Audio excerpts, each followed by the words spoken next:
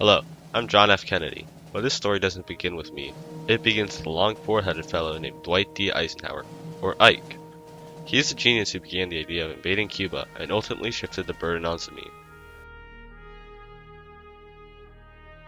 My buddy Ike let our hush-hush group of CIA train a bunch of normal everyday Cuban exiles into supreme macho men. Training time, boys.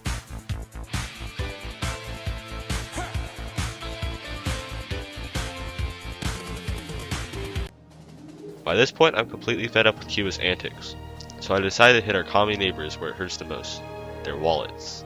No more secret shipments of goods. I cut all trade to Cuba, and in their desperation, they turned to the USSR for trade. They became BFFs with them.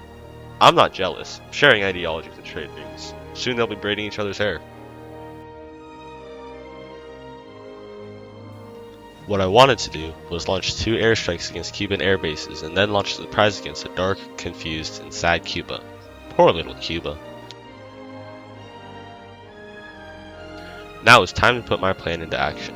On April 17th, 1961, our planes, which we had painted to look like the Cuban Air Force, launched the first wave of bombs, followed by the exiles on land. The whole operation could have been pulled off a little more smoothly. For one, our initial bombings missed a lot of key targets that would have crippled the Cuban Air Force. Plus, the news that it was American planes was leaked. Once the Cubans launched a strong aerial counterattack, we got knocked back a level. I got slightly irritated. Okay, maybe not slightly. Kinda razzled. Really mad. Everything was coated in red. Blood. Death. I hate Cuba. Why do I even try? How does Cuba, this little insignificant island, overthrow the US, the best country in the world? How?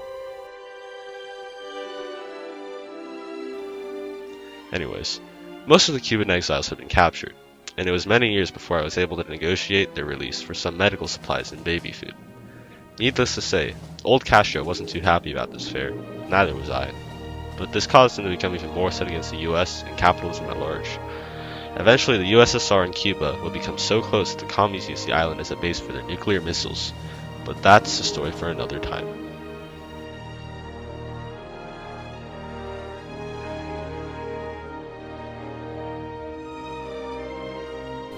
Hola, I am Fidel Castro, and I am what you say, Supreme Leader of Cuba. In the beginning, there was nothing, but as soon as my army crushed the pathetic army of Batista in the Sierra Maestra Mountains, I gained my rightful throne.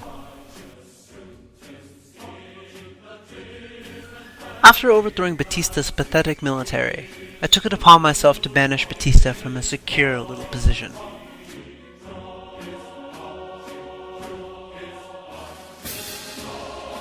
The first thing on my agenda was to get back the rightful possessions of the Cuban people and nationalize all American factories within my country. You know, as they say, finders keepers, losers filthy capitalist pigs. I didn't want the poor of my country to experience the plight of not being able to work. So, I decided to split up the land to give equal opportunity to everyone. Communism was the driving force behind this revolution in Cuba. Russia took notice of this activity and soon became the best friend I never had.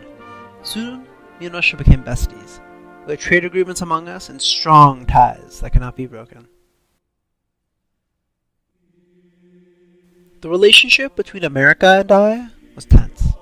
We didn't see eye to eye on anything, and we had to burn some bridges. I soon got word of an invasion of my country by ex-Cubans who were trained by the United States. I never like a traitor.